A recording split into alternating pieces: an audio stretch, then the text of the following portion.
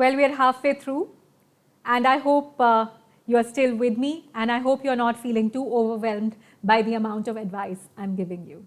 I promise you it's all downhill from here, and the more you explore this area and expose yourself to such concepts, the easier this kind of terminologies and these concepts will become for you. Tip number 6 is plan for emergencies. I think all of us will agree that life happens in the least predictable way. The situation that we are in currently, I'm recording during this time of lockdown. I have COVID-19 right outside my door. I think this is a situation that none of us could have possibly planned for. I'm fortunate that my own income has not suffered drastically, largely because of the kind of work that I'm in. However, I know a lot of people, within my friend circle, within my family circle, who have had to dig into their savings and, just postpone a lot of other plans that they had made to get through this time. And emergencies can come at the most unexpected time and of the most unexpected type. It could be somebody falling ill.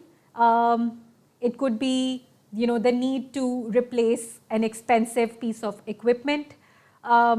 It could be something like the situation that we are in right now, which is just so fantastical that who could have ever predicted it.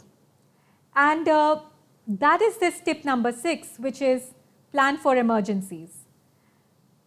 Always, always keep in mind that your best laid plans are going to come for naught when these emergencies come into play. Therefore, set aside a small amount of money which can help you tide through such difficult times. Usually an emergency fund should be something which can sort of keep you afloat for maybe 2 months or 3 months.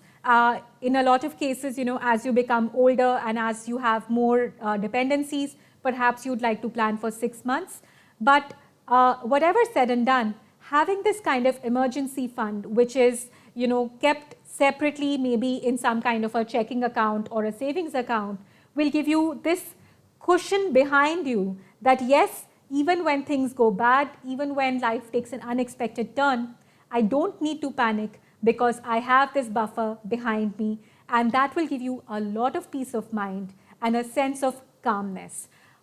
Moreover, this emergency fund also gives us a sense of confidence. It allows us to take risks. It allows us to take a break. It allows us to prioritize the things that actually matter when we need to prioritize them. So what that means is, let's say somebody in your family falls ill. Maybe there is a happy occasion, someone is getting married, you need to take a few days off from work. You don't need to worry about your income getting affected because you can make up for it because you have this corpus saved already. So make sure you plan for these emergencies, keep this money separate, and never, never dig into this for anything which is not an emergency.